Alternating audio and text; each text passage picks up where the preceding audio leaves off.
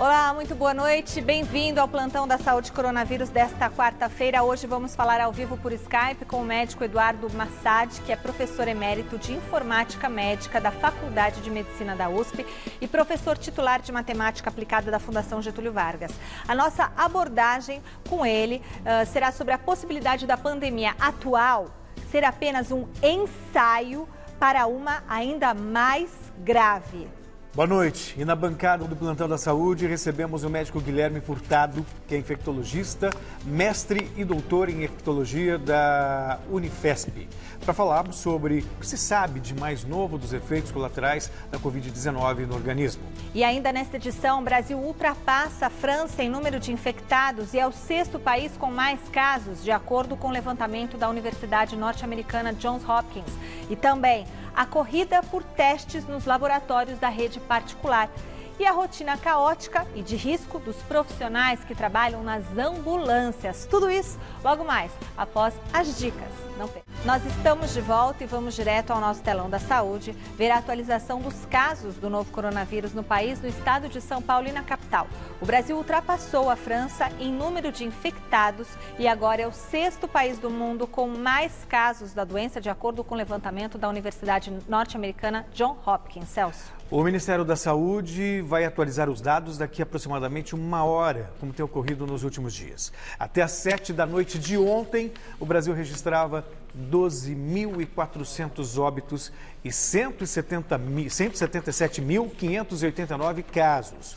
Hoje, no estado de São Paulo, pelos números atualizados, já são 4.118 óbitos e 51.097 registros da doença.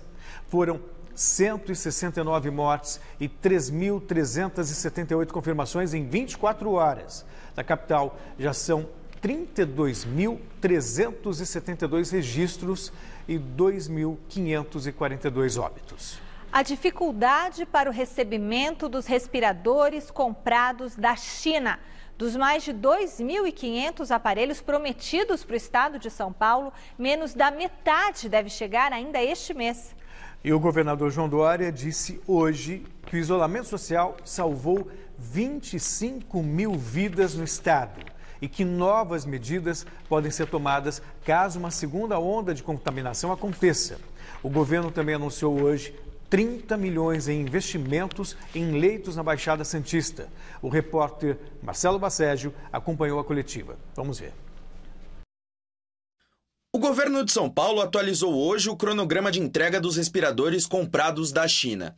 Inicialmente, a compra envolvia 3.000 aparelhos. No entanto, como não era possível a entrega de todos eles no prazo necessário, a carga diminuiu para 1.280 equipamentos. Com isso, o valor de 100 milhões de dólares investidos também foi reduzido para 44 milhões de dólares, o equivalente a 260 milhões de reais. Outras 2 compras de respiradores foram efetuadas pelo governo. Uma no início da pandemia, em março, da indústria nacional, que vem entregando os aparelhos gradativamente, e a segunda, também da China, de mais 1.000 respiradores. Somando as 3 compras, São Paulo terá no total 2.530 novos respiradores. Porém, menos da metade será entregue até o dia 20 de maio. Nossa expectativa é que na semana que vem, a Secretaria da Saúde já tem 1.300 leitos prontos para receber os respiradores. Esses 1.150 das 3 compras que estão sendo entregues semanalmente, eles concluem a entrega até o dia 19. A partir do dia 20, então, mais 1.150 respiradores nesses leitos, né? Outros 200 respiradores foram solicitados ao Ministério da Saúde. Dória conversou com o ministro Nelson Teich por telefone, mas o pedido ainda não foi atendido pela pasta. Ontem voltei a falar com ele ao telefone, solicitando o atendimento a esta solicitação feita, credenciamento de leitos, EPIs e também 200 respiradores. O ministro ainda não nos deu a posição final de entrega desses equipamentos. Com a chegada de novos respiradores, o governo de São Paulo anunciou um investimento de 30 milhões de reais para a abertura de 350 leitos na Baixada Santista, sendo 50 de UTI e outros 300 de enfermaria. Santos, Praia Grande e Itanhaém serão as cidades beneficiadas, já que a região é a segunda do estado mais afetada pelo novo coronavírus. A taxa de ocupação na Baixada Santista superou os 80%, em alguns lugares como Itanhaém até mais ainda.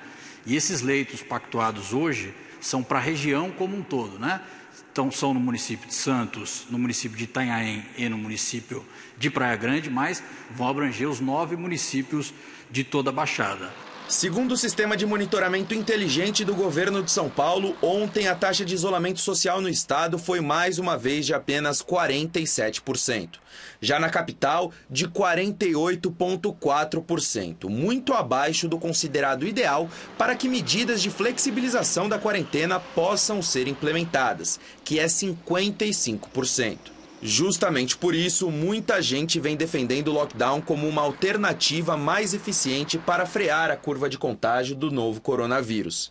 Mas a medida que proíbe a circulação de pessoas em qualquer circunstância, exceto emergências, só deverá ser tomada quando a taxa de ocupação de leitos de UTIs atingir o teto de 100%. Por enquanto, ela é de 87,2% na capital. Quando essa taxa ultrapassa 90%, acende-se a bandeira amarela, liga-se a luz amarela. Chegando a 100%, quer dizer, a capacidade máxima, o sistema começa a entrar em crise. Em princípio, nós estamos aí reunindo os critérios, aqui na região metropolitana principalmente, para começar a considerar essa possibilidade. O governador João Dória também aproveitou para repudiar as declarações do presidente Jair Bolsonaro em um vídeo entregue à Polícia Federal na última terça-feira. Na gravação, Bolsonaro teria proferido ofensas a ele e também ao governador do Rio de Janeiro, Wilson Witzel. Dória também criticou o decreto do presidente da República que autoriza a abertura de salões de beleza e academias. O Comitê de Saúde e o secretário da Saúde do Estado de São Paulo nos indicam que ainda não temos condições sanitárias seguras para autorizar a abertura de academias, salões de beleza e barbearias neste momento. Quero mencionar também a minha solidariedade ao governador do Estado do Rio de Janeiro, Wilson Witzel, que foi covardemente ofendido pelo presidente da República. Não me parece que agressões, xingamentos, ofensas possam construir diálogo e respeito. Mais do que nunca, eu repito, precisamos de união, de entendimento e de diálogo. E tudo que não precisamos é de ofensas, agressões e brigas.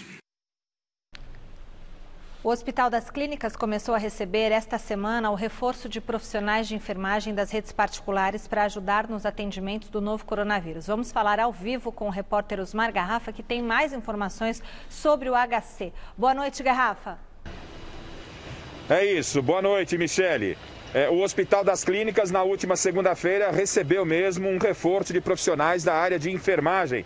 São 40 enfermeiros e técnicos de enfermagem que vieram da rede privada numa parceria para trabalhar em 12 novos leitos de UTI aqui no Hospital das Clínicas. Novos profissionais, o HC espera contar com profissionais ainda da rede privada, mais profissionais, para que ele possa chegar, claro, à marca de liberação de mais 100 novos leitos de UTIs. E por falar em leitos de UTI, Michele, a Prefeitura abriu edital hoje, hein, para solicitar mais 100 leitos de UTI da rede privada.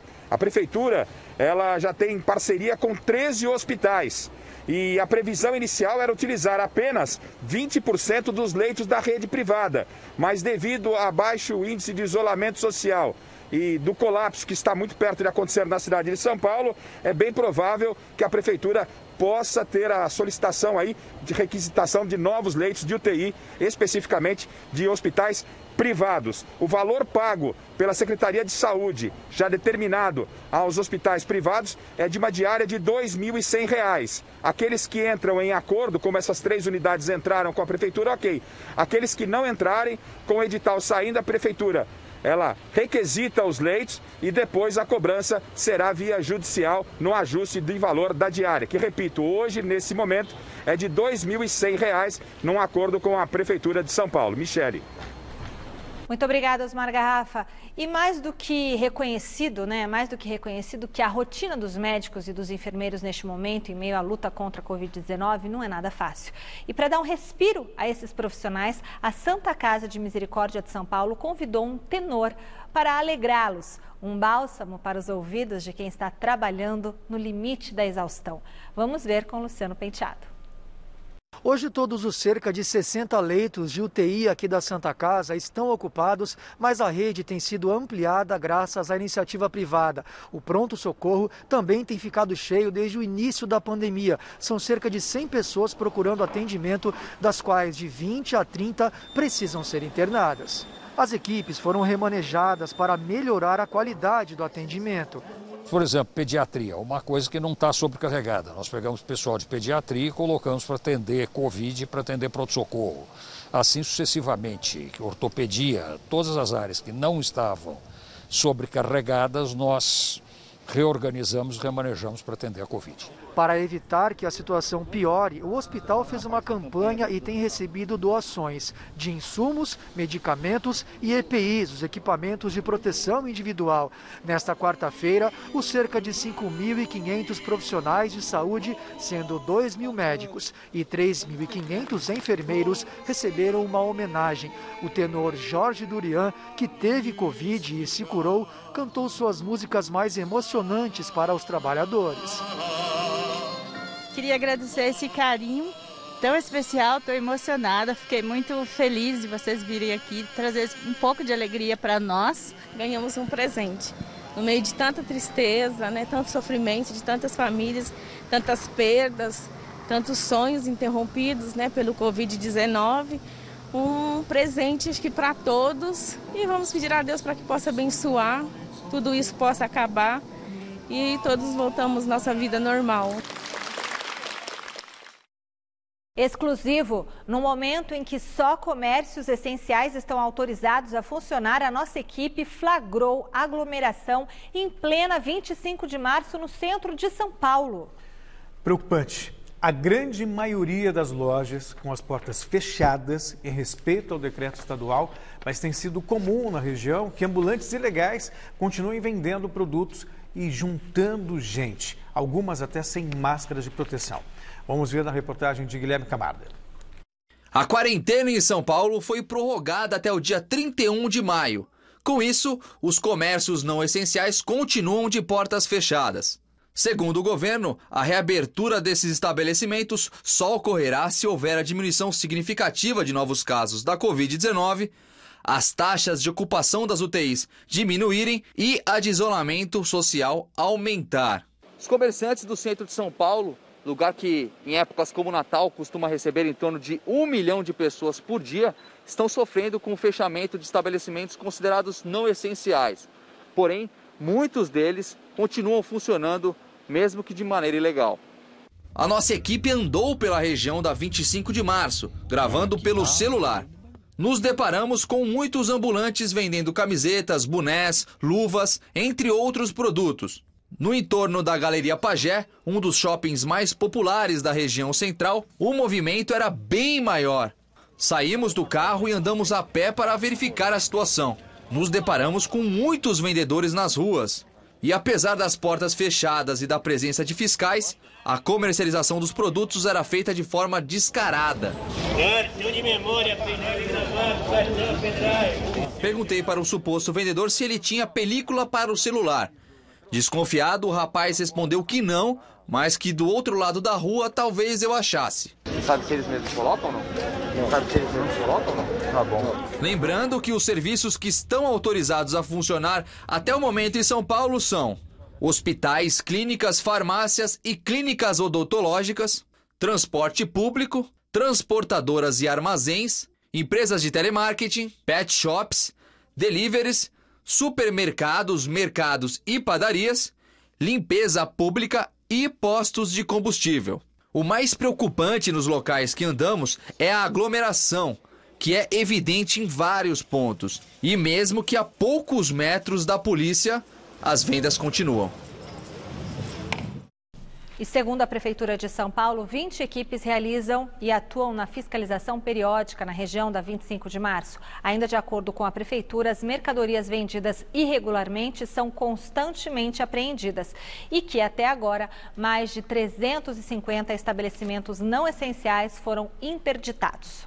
Mas se a fiscalização fosse realmente efetiva, a gente não veria um número tão grande de pessoas nas ruas. Bom, após o ministro da Saúde, Nelson Teich, ter feito um alerta sobre os riscos da cloroquina para tratar doentes da Covid-19, o presidente Jair Bolsonaro disse hoje, na saída do Palácio do Planalto, que os ministros são indicação política dele e devem estar alinhados com o governo. Vamos ver com Osmar Garrafa. O ministro da Saúde, Nelson Teich, alertou no Twitter que a cloroquina apresenta efeitos colaterais e que a prescrição deve ser feita em comum acordo entre paciente e médico. Entre as principais complicações estão as cardíacas. Hoje, na saída do Palácio do Planalto, após questionamento dos jornalistas, o presidente voltou a defender o medicamento e ressaltou que os ministros, por serem indicados políticos dele, devem ter o discurso afinado com o governo.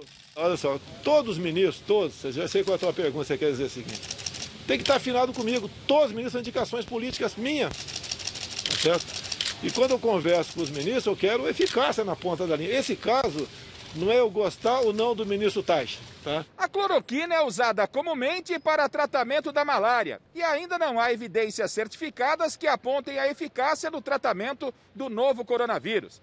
A posição sobre o medicamento era uma das divergências entre Bolsonaro e o ex-ministro da Saúde, Luiz Henrique Mandetta, que deixou o governo em abril. Ainda na saída do palácio, o presidente disse que vai conversar com Nelson Teich sobre a possibilidade de alteração no protocolo do Ministério da Saúde, que atualmente prevê a prescrição apenas para os casos graves. A justificativa do presidente é a de que o uso do medicamento, desde o início do tratamento, pode ajudar a diminuir a letalidade da doença. Mas até agora, 2 pesquisas feitas nos Estados Unidos, com mais de 1.300 pacientes, não comprovaram a eficácia da cloroquina e nem da hidroxicloroquina contra a Covid-19. Nós estamos tendo aí centenas de mortes por dia. Se existe uma possibilidade de diminuir esse número com a cloroquina, por que não usá-la? Alguns falam, pode ser placebo. Falo, pode ser, a gente não sabe. Mas pode não ser também, a gente não pode daqui a 2 anos falar, se tivesse usado a cloroquina lá atrás, teremos salvo milhares de pessoas. A cloroquina começou a ser propagada em março, após a publicação de um estudo na França. Mas pesquisadores criticaram a metodologia e também o grupo reduzido de pacientes. Foram entregues ao Supremo Tribunal Federal os laudos médicos que indicam que o presidente Jair Bolsonaro teve resultado negativo nos exames para o novo coronavírus. Os documentos foram abertos ao público hoje. Vamos ao vivo falar com a repórter Sabrina Pires, que tem mais detalhes. Boa noite, Sabrina. Michele, Celso, boa noite a todos. O presidente Jair Bolsonaro fez 3 exames para a detecção do novo coronavírus. Os 3 deram negativo. Esse resultado foi divulgado agora à tarde e liberado pelo ministro do Supremo Tribunal Federal, Ricardo Lewandowski. Essa liberação foi a pedido do jornal Estado de São Paulo, que pedia para saber o resultado dos exames. O presidente já vinha dizendo que tinha feito os exames, mas que eles tinham dado negativo. Só que a suspeita era porque o presidente viajou aos Estados Unidos com uma comitiva e mais de 20 pessoas dessa comitiva testaram positivo para a Covid-19. Algo interessante nesses resultados são os codinomes usados pelo presidente para identificação para fazer esses exames. Ele deu os documentos corretos de presidente para os laboratórios, mas 2 exames que ele fez em Brasília, no laboratório Sabin, ele foi identificado primeiro como Ayrton Guedes e depois como Rafael Augusto Alves da Costa Ferraz. E nesse 3º exame feito na Fiocruz, aí ele foi identificado como 05. Voltamos ao estúdio. Muito obrigada, Sabrina, pelas informações. Ampliar a capacidade de testes é, segundo especialistas, a melhor forma para dimensionar a contaminação da população. Mas o Brasil ainda testa muito pouco na comparação com outros países. A fila por diagnósticos da Covid-19 chegou a 20 mil no estado de São Paulo e só caiu depois que o governo realizou parcerias com laboratórios privados. E como estratégia para diminuir a procura por hospitais, recentemente a Anvisa autorizou a venda de testes rápidos pelas farmácias. E é grande também a procura pelos exames feitos na rede privada. Vamos ver com José Paes. Uma falta de ar durante a madrugada foi o suficiente para Isabel realizar o teste do novo coronavírus. Ela correu para uma clínica particular e foi atendida de um jeito diferente. Eles fizeram tipo um drive-thru, assim, num estacionamento, você ia de carro mesmo, e aí tinha os pontos e você podia ser atendida para fazer o teste. Não foi num hospital ou algo assim. A busca por exames da Covid-19 na rede privada de São Paulo disparou nos últimos dias e fez com que os laboratórios da capital investissem pesado em testes por drive-thru. De acordo com a DASA, maior rede de medicina diagnóstica do país, a alta procura por um diagnóstico da doença pode causar problemas para o sistema privado de saúde. Existe uma ansiedade na realização, uma ansiedade geral para que sejam realizados esses testes, e isso sim pode levar a uma escassez, especialmente porque realizados de forma muito ampla agora terão que ser repetidos no futuro, dado a prevalência ainda baixa da doença. Atualmente, os laboratórios particulares têm dado ênfase a 2 tipos de testes para a detecção do novo coronavírus. O primeiro deles é o do gênero RT-PCR, que identifica o material genético da Covid-19 e é considerado o mais confiável. Esse exame usa secreções da mucosa nasal e da garganta. Trata-se do mesmo teste feito pelo Instituto Adolfo Lutz, que chegou a ter 21 mil amostras na fila de espera por resultados. O segundo é o chamado teste por sorologia, que verifica a resposta imunológica do paciente para o novo coronavírus por meio de uma amostra de sangue. O diagnóstico de ambos demora até 2 dias no laboratório Delboni Auriemo, também da rede particular. Lá, esses exames variam de R$ 280 a R$ 340. Já nos laboratórios Lab Exames, CDB, Fleury e Alta, os testes custam entre R$ 150 e R$ 370. Outro modelo de teste feito aqui no país para o diagnóstico da Covid-19 é o chamado teste rápido, que está disponível em 2 modelos no mercado. O do tipo antígeno, que detecta proteínas na fase de atividade da infecção, e o do gênero de anticorpos, que identifica uma resposta imunológica do corpo em relação ao vírus. Eles não precisam ser realizados em laboratório, já que a Agência Nacional de Vigilância Sanitária, a Anvisa, aprovou uma permissão para que as farmácias vendam esse tipo de teste. A medida tem caráter temporário e excepcional. O teste para verificação de anticorpos é o mais indicado para o comércio farmacêutico e deve ser feito somente por pessoas que não estão na fase aguda da doença. Quanto mais tempo do início dos sintomas, mais preciso é o resultado desse exame. Ele é realizado sempre por uma amostra de sangue e diz se a presença de anticorpos no organismo é recente ou está relacionada a uma infecção anterior. Já o teste do tipo antígeno é útil no período de pico do vírus e precisa ser confirmado por um laboratório. Ele é mais complexo, coletado pelo nariz ou garganta e ajuda no rápido isolamento do infectado.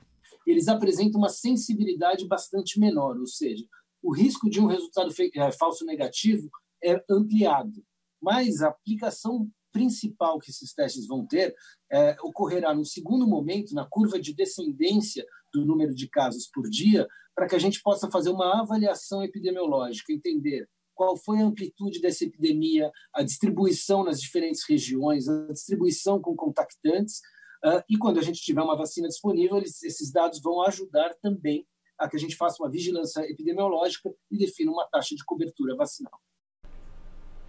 Vamos agora à nossa primeira entrevista do dia, ao vivo por Skype, com o médico Eduardo Massad, que é professor emérito de Informática Médica da Faculdade de Medicina da USP e professor titular de Matemática Aplicada da Fundação Getúlio Vargas. Com ele vamos tratar da gravidade da pandemia do novo coronavírus. Primeiramente, boa noite, doutor.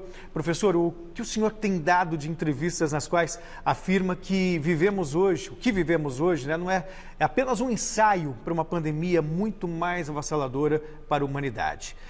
Eu pergunto, qual a sua base científica para essas conclusões e o que seria essa grande epidemia apelidada de The Big One? Seja bem-vindo. Muito boa noite. Não se trata de termos evidências de que vai ocorrer uma pandemia em proporções maiores do que a gente tem observado. Trata-se de uma prospecção baseada em fatos históricos e análises teóricas. Em primeiro lugar, não há nenhuma razão para que não tenhamos uma epidemia em proporções ainda maior do que nós estamos observando. Nós chegamos muito próximo disso alguns anos atrás, quando a gripe aviária H5N1 ameaçou se transmitir entre seres humanos. E ela tem uma taxa de letalidade altíssima, acima de 50%, e uma grande contagiosidade. Felizmente, tivemos a grande sorte de que a mutação que faria com que esse vírus se transmitisse de humanos para humanos não aconteceu.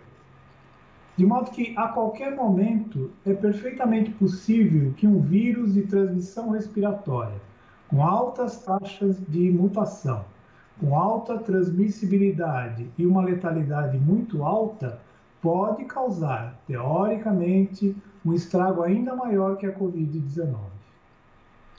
Doutor, boa noite. Tem alguma lição, então, que a gente pode tirar dessa pandemia aí que está assolando o planeta Terra, né? Para que não haja essa outra pandemia gigantesca? Tem alguma coisa que a gente possa fazer? Em primeiro lugar, é preciso descobrir qual foi a origem desse vírus. Se de fato é um vírus que apareceu e começou a se transmitir entre as populações humanas, advindo de algum reservatório animal, que por alguma razão tenha tido um contato muito grande com seres humanos, ou essa suposição de que ele talvez tenha sido construído num laboratório. No primeiro caso, se a gente conseguir entender qual foi a origem do vírus que causa a Covid-19, a primeira lição é o que se evitar. Então, se de fato ele vem de um reservatório animal e ele passou a circular na população humana, por exemplo, porque algumas pessoas comeram algum animal infectado ou tiveram uma convivência muito próxima com os animais infectados, para que a gente evite isso no futuro. Eu não tenho muita dúvida que se tiver uma pandemia maior ainda do que a do Covid-19, ela vai ter origem em algum reservatório animal. Então, esse contato com esses reservatórios animais é importante que a gente conheça, compreenda, para poder evitar. E a segunda lição que a gente pode tirar é dessas políticas e as medidas de distanciamento social. Nós estamos tendo um laboratório ao vivo acontecendo no mundo agora, vários países adotando estratégias mais ou menos distintas umas das outras. Até agora, a que se mostrou mais eficiente é a do lockdown, aquela que paralisa todas as atividades não essenciais e proíbe as pessoas de sair de casa. Isso deu certo na China, isso está dando certo na Itália, deu certo na Alemanha, deu certo na Nova Zelândia, deu certo em Singapura. E eu não entendo por que o Brasil, está hesitando em adotar essa medida. Eu acho inevitável, em algum momento, nós vamos ter que adotar o lockdown de verdade. Doutor, a própria Organização Mundial da Saúde hoje divulgou a informação de que esse vírus pode, de repente, nunca desaparecer, né, e se transformar, ser endêmico. Como é que o senhor avalia esse posicionamento da Organização Mundial da Saúde? Eu não vejo nenhuma razão para esse vírus desaparecer, uma vez que ele já sofreu as mutações e passou a se transmitir entre os humanos. Mas existe uma regra geral entre as doenças infecciosas que, se uma doença se estabelece numa população e vira uma endemia, ou seja, ela está aí permanentemente, com o tempo a sua letalidade tende a diminuir. Não é nenhuma vantagem para um vírus como a da Covid matar muito, porque o interesse, entre aspas, desses agentes é infectar o maior número possível de pessoas e mantê-las na condição infectante. Portanto, matar não é uma boa estratégia. Do ponto de vista da evolução, se esse vírus se estabelecer em níveis endêmicos na população humana, é muito provável que, com o passar do tempo, ele vai se atenuando e acaba se transformando numa gripe comum. Pode levar mais ou menos tempo, Mas essa é a tendência de todos os agentes infecciosos. Doutor, uma última pergunta que eu gostaria de fazer, seguindo essa sua linha de raciocínio, da possibilidade de uma, digamos, uma grande pandemia. Super pandemia. Matar, de repente, bilhões de pessoas. 2 bilhões de pessoas. O ebola, por exemplo, não poderia ter sido o causador dessa grande pandemia na qual se refere que pode acontecer no futuro? Poderia. Ele só não foi porque ele não é de transmissão respiratória. Então, para você pegar o ebola, você precisa ter contato com secreções ou fluidos orgânicos. É diferente do vírus que causa a Covid. Ele tem uma transmissão entre as pessoas respiratória. Ou seja, quando você, uma pessoa infectada, respira, ela expele partículas, gotículas de secreção que tem o vírus. Então, se você tiver a menos de 2 metros e você respirar essas gotículas, você se infecta. Então, para pegar o ebola é muito mais complicado do ponto de vista biológico do que para pegar esse vírus da Covid. É por isso que o ebola não foi a grande pandemia, mas com taxas de letalidade que chegam a 60%, 70%, 80%, não fosse esse mecanismo mais complicado de transmissão, ele seria um forte candidato. Muito obrigada, doutor Eduardo Massad, médico físico, professor emérito de informática médica da Faculdade de Medicina da Universidade de São Paulo, professor titular de matemática aplicada da FGV. Obrigada pela entrevista aqui pra gente no nosso Plantão da Saúde. Doutor, obrigada. Boa noite, doutor. E também a questão dos assintomáticos, Celso, porque o vírus do coronavírus, a pessoa pode estar assintomática e transmitindo a doença durante 14 dias, né? O que não tinha no ebola. Elas sempre estiveram na corrida para salvar vidas. Em meio à pandemia, o papel das ambulâncias é ainda mais essencial para garantir que os doentes sejam transportados com segurança e recebam socorro o mais rápido possível. Além do paciente, cada unidade móvel carrega toda uma equipe treinada para os atendimentos. Maioria agora ligados à Covid-19. Mas esses profissionais tão essenciais no atual cenário reclamam da falta de reconhecimento e até de materiais básicos de trabalho. O repórter Jonas Campos acompanhou um dia na rotina caótica das equipes de ambulância. Confira. O telefone tem tocado bastante pelo mesmo motivo. Quais os sintomas do paciente, por gentileza? O paciente está com suspeita de Covid. Hoje, 80% dos chamados recebidos por essa empresa privada, que faz atendimentos de urgências e emergências vinculados a planos de saúde, são por causa da Covid-19.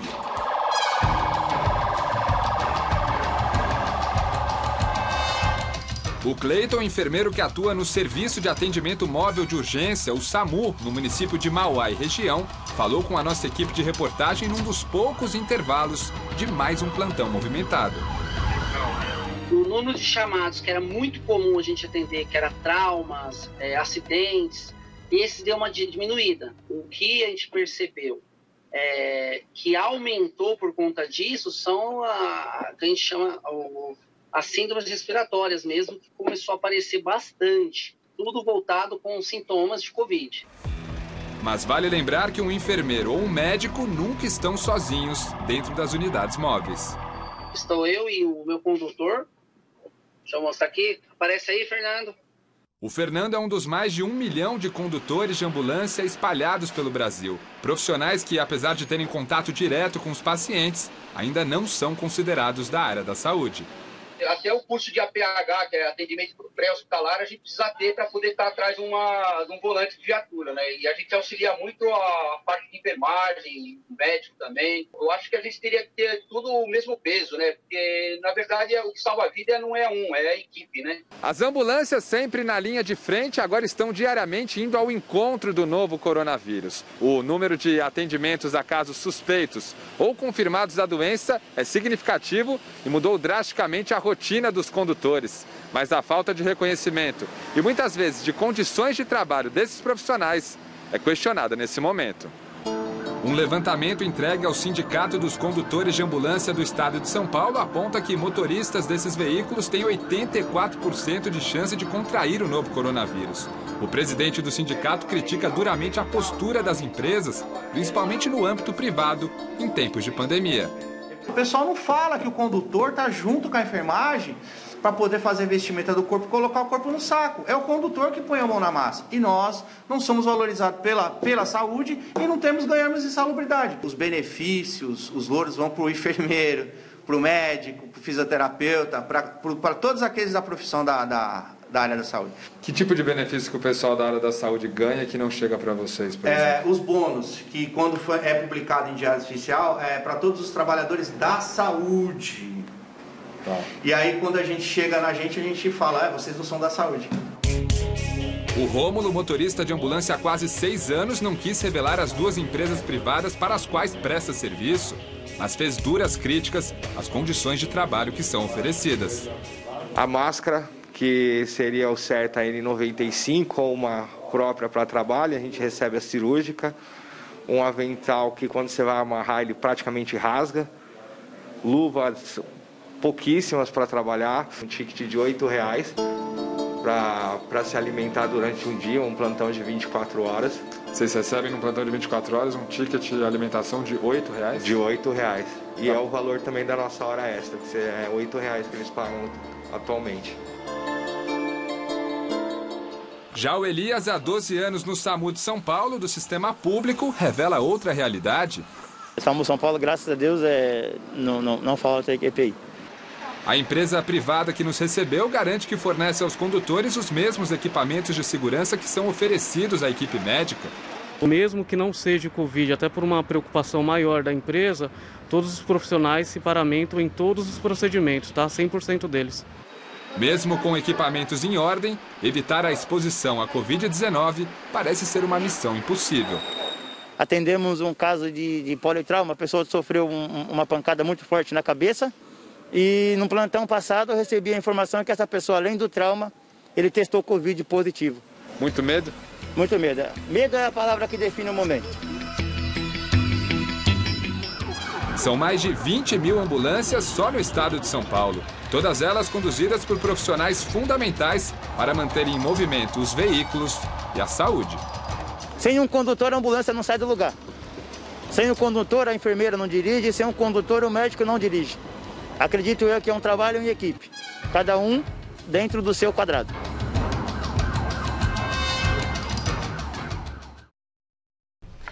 E recebemos aqui na bancada do Plantão da Saúde para a nossa segunda entrevista do dia, o médico doutor Guilherme Furtado, que é infectologista, mestre e doutor em infectologia da Unifesp e do HCOR.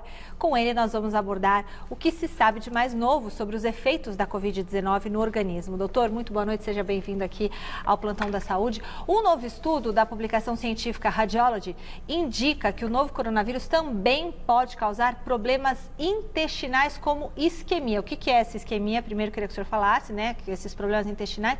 E do ponto de vista médico, por que um único vírus pode causar tantos sintomas diferentes? Boa noite, seja bem-vindo, doutor. Bem, boa noite, Michele, Celso, prazer estar aqui na bancada. Em relação à isquemia é um termo usado em que há uma deficiência de um processo circulatório em algum órgão, algum tecido, né? Você tem um déficit de circulação que pode ser causado por um espasmo do vaso ou um trombo, um coágulo dentro desse vaso. Isso é o que nós chamamos de isquemia. Por exemplo, o infarto do miocárdio é um tipo de isquemia na artéria coronariana, no músculo cardíaco. Então, o AVC é um tipo de isquemia. Uma isquemia, sim. Então, nós temos isquemia em outros órgãos também. Existe isquemia no intestino, existe isquemia em vários tipos de órgãos, né? Então, esse vírus, ele causa um processo inflamatório muito intenso, né? Que também, ao mesmo tempo, leva à formação de coágulos, porque o processo inflamatório leva à formação de coágulos nos tecidos. Então, o vírus, esse vírus, estranhamente, a gente não tinha essa ideia que um vírus respiratório causasse tantos problemas também em outros órgãos, isquêmicos, em alguns tecidos, inflamação em coração, em intestino. AVC, inclusive. AVC, né? Eu tive recentemente um paciente que teve alta e voltou com AVC isquêmico, depois de ter tido Covid, com um quadro pulmonar e voltou com uma isquemia cerebral. Tivemos que reinterná-lo, né? Em acompanhamento com neurologista e tudo isso. Então, é um vírus que parece que, além do processo inflamatório pulmonar, né, trato respiratório superior, hipo e inferior, que é o pulmão, ele também causa um processo inflamatório que leva à formação de coágulos em alguns tecidos, levando a processos isquêmicos.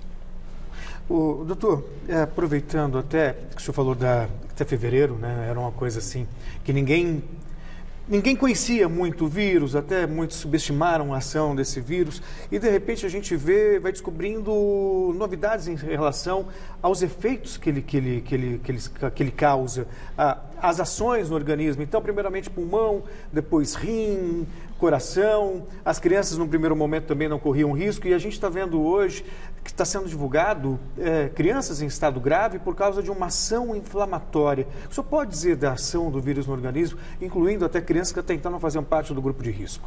Exatamente. No início a gente não tinha uma preocupação grande com as crianças, né? Elas tinham evolução muito benigna ou tinham sintomas muito leves ou até assintomáticos, como a maior parte acontecia.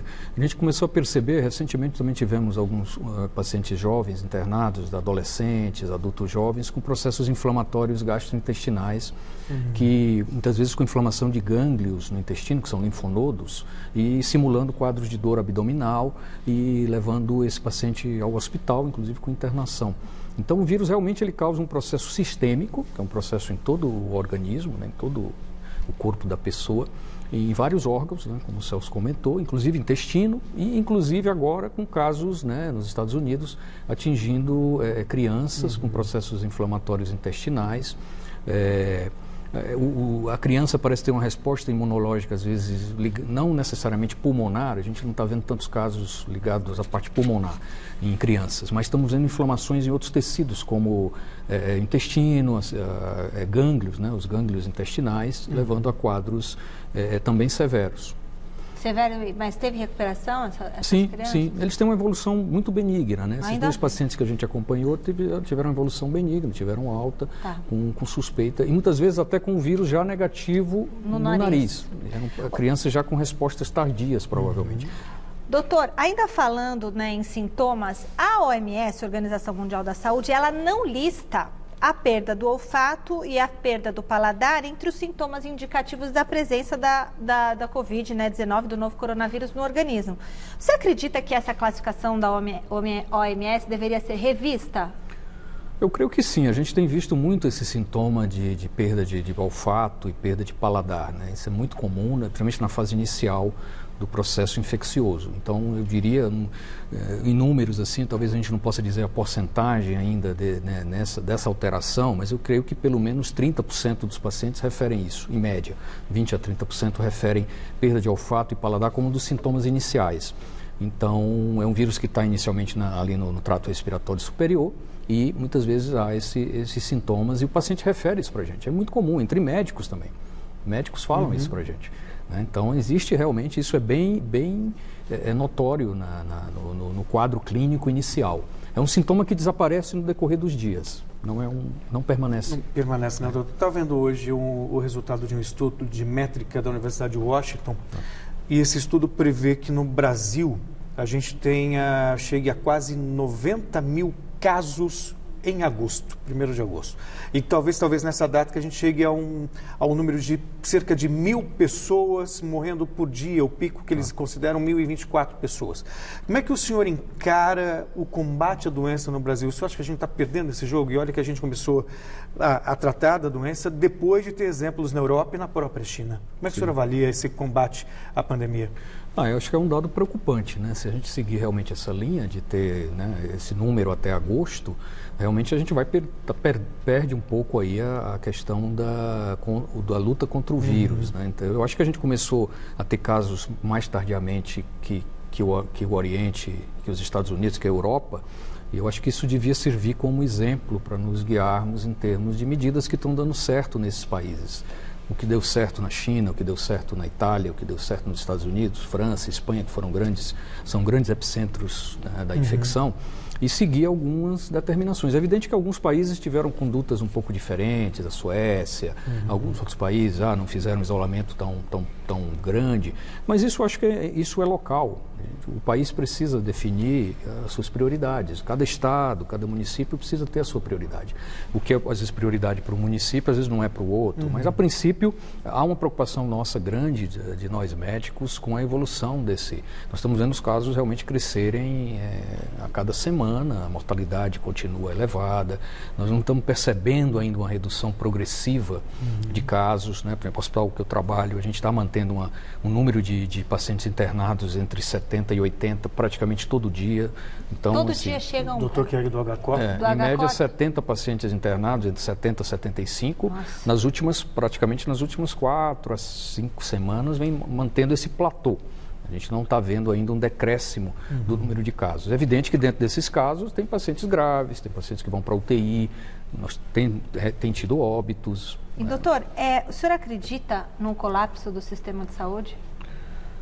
Eu espero que não aconteça, né? A gente está torcendo para isso, né? A gente aqui no Brasil tem um sistema misto, né? Público e privado, né? Nós estamos tentando trabalhar bem esses dois modelos, né? Nós temos grandes gestores nos dois modelos, tanto no público quanto no privado. Eu acho que estão fazendo um papel excelente, né? Tanto a nível municipal, estadual, federal. E, lógico, a gente precisa entender um pouco mais a doença, porque nós já, praticamente em 2 meses, já estamos entendendo um pouquinho como é essa transmissibilidade, como é a evolução clínica da doença. Nós não conhecemos quase nada em março, agora estamos vendo a evolução deste doente, estão aparecendo sintomas diferentes, como vocês comentaram.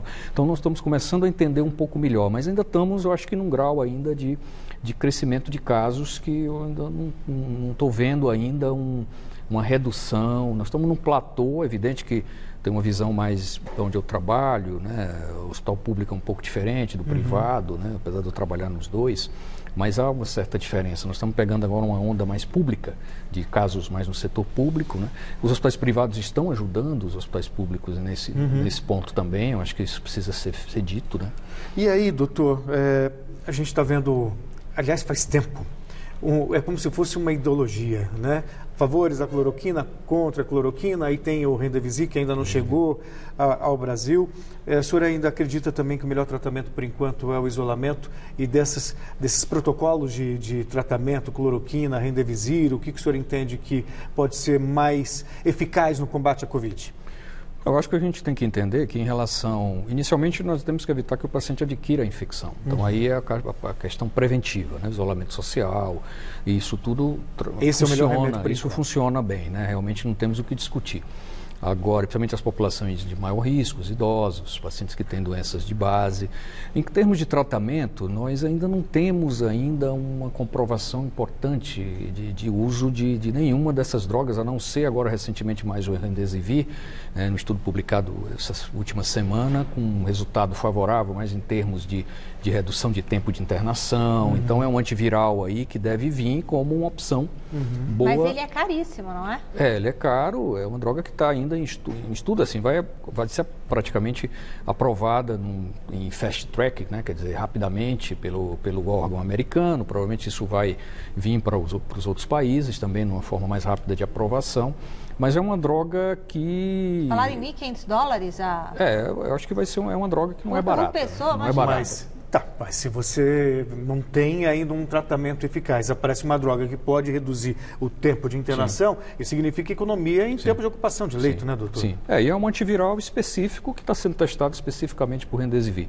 Em relação ao uso de hidroxicloroquina e outras medicações, estão sendo realizados vários estudos, estudos randomizados, estudos bem desenhados. Isso já foi falado no início da apresentação, que tem alguns estudos mais com falha metodológica, estudos que não tiveram ainda tiveram um bom embasamento metodológico. Então, tem um grupo de hospitais privados que estão fazendo um estudo com pacientes que nós estamos participando, tanto no HCOR quanto em vários outros hospitais, incluindo alguns hospitais públicos, que está sendo, inclusive, testado hidroxicloroquina, está sendo testado combinação com hidroxicloroquina, está sendo testado outras medicações, e nós estamos incluindo pacientes para tentar também dar uma resposta para a população se essa droga realmente funciona para poder dar com segurança para o paciente. Bom, a gente volta a conversar com o Dr. Guilherme Furtado já.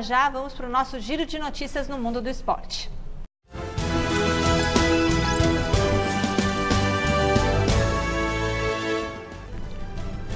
Segue a sequência de adiamentos e cancelamentos de eventos ligados ao esporte em decorrência da pandemia do novo coronavírus. A Federação Internacional de Futebol decidiu hoje cancelar a cerimônia de entrega do prêmio The Best para os melhores da temporada 2019-2020. O evento de gala estava marcado para o próximo dia 21 de setembro. A FIFA ainda não definiu se vai ao menos indicar os vencedores da premiação, mas apontou em comunicado que diferentes alternativas estão sendo consideradas. A Liga Italiana de Futebol propôs que a primeira divisão do campeonato local seja retomada no próximo dia 13 de junho, o que daria espaço para a conclusão também da Copa da Itália. A data foi determinada em assembleia realizada hoje e agora depende de autorização das autoridades.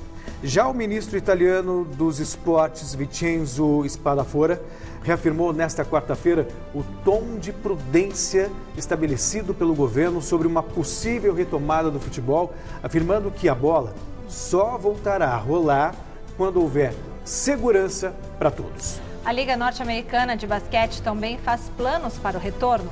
Após reunião virtual realizada nesta terça com os proprietários das equipes, o comissário da NBA, Adam Silver, espera voltar às quadras em junho. A entidade que representa os jogadores aprova a retomada da competição. Pelo menos 22 das 30 equipes da NBA devem voltar aos treinos na próxima segunda e os organizadores trabalham agora em um modelo que reduza os riscos de contágio durante as partidas. O adiamento dos Jogos Olímpicos de Tóquio para 2021 mudou os planos de milhares de atletas ao redor do planeta. Para manter a forma física e mental, mas também para garantir uma receita extra, o esgrimista japonês Ryu Miyake pedala pelas ruas da capital japonesa, trabalhando como entregador de comida. Medalhista de prata no florete por equipes na Olimpíada de Londres, Miyake é um exemplo dos esportistas que vivem a incerteza sobre a volta aos treinos e o modelo que será adotado para as seletivas olímpicas das vagas em aberto, mas que ainda acreditam no sonho olímpico. Você pode seguir acompanhando todas as novidades do mundo do esporte no site gazetesportiva.com. Doutor, temos 3 minutos aí para encerrar. Então, o ex-ministro Luiz Henrique Mandetta, ele disse que no país a nossa curva ela teria 3 fases, né? A fase crescente, uma fase platô, né, onde ficaria estabilizado lá em cima, e uma fase decrescente. Em que fase o senhor acha que nós estamos? Eu acho que a gente está numa fase de platô ainda. Eu não vejo ainda uma redução ainda dos casos progressiva.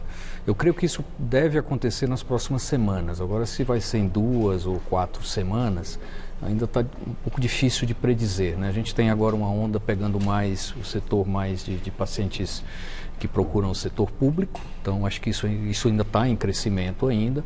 Eu acho que os pacientes que entraram mais para o setor privado, nós estamos numa fase de platô, provavelmente, e então acho que está um misto de 2 fases acontecendo ainda, nesse momento. Ou seja, considerando a possibilidade ainda de infecção das pessoas que estão na periferia, são os mais pobres, a gente ainda não chegou ao pico da doença, seguindo essa linha de raciocínio. Eu acho que não, acho que a gente está se aproximando, mas ainda não temos acho que uma definição bem definida desse pico, se vai ocorrer em 2 semanas ou até em 4 semanas. E aí, vendo o que está acontecendo na Europa agora, que pensa em flexibilização a partir da redução de casos, quando é que o senhor acha que a gente pode voltar à normalidade no Brasil? Se é que a gente pode falar, estou falando muito em novo normal, o que o senhor pensa olhando para frente em termos de solução ou diminuição do problema? Eu acho que é o que você falou, acho que a gente vai ter um novo normal. Eu acho que esse vírus, nós vamos ter casos acontecendo no decorrer desse ano todo. Nós vamos ter redução de incidência do vírus nas próximas semanas, mas nós vamos ter casos acontecendo provavelmente durante todo o ano e talvez ainda passando para o ano que vem. Casos tardios, pessoas que não se contaminaram nessa fase inicial, que ainda vão se contaminarem, vão ter sintomas. Então eu creio que nós vamos ter ainda algumas semanas ou meses ainda de atendimentos em pronto-socorros, tanto públicos quanto privados. Eu creio que deve cair um pouco inicialmente nos privados, mas os públicos provavelmente ainda vão ter uma demanda muito grande nessas próximas semanas. A gente tem um minutinho para encerrar, então o senhor acha que no Natal desse ano vai estar todo mundo de máscara? Se é que vai estar todo mundo junto, dá pra gente imaginar que vai estar todo mundo junto? Porque hoje eu tive uma sensação, gente, que essa coisa não vai passar, porque é uma coisa que está se estendendo, doutor. Então, é porque a cura demora, a vacina, né? Então, o que o senhor acha? O Natal vai ser 30 segundos? Como que a gente pode imaginar? Não, eu espero que no Natal a gente já esteja não usando máscara, né, a princípio, eu creio. Mas é difícil dizer hoje, em maio, o que vai acontecer em dezembro, né? A dinâmica, às vezes, dessas infecções virais muda também durante o decorrer da evolução, né? Então, ela pode, de repente, ter uma evolução mais rápida do que o esperado. Então, os epidemiologistas estão trabalhando nisso diariamente, soltando dados e tudo. Então, eu espero que no final do ano a gente esteja bem mais tranquilo em relação a essa infecção. Tomara. Que assim seja, doutor. Mas mostrando que o sistema de saúde está preparado para receber esses pacientes. Doutor Guilherme Furtado, do HCOR, médico infectologista também, da Unifesp, né, doutor? Exato. Muito obrigada pela sua participação no Plantão da Saúde. A gente termina por aqui e voltamos amanhã. É isso aí.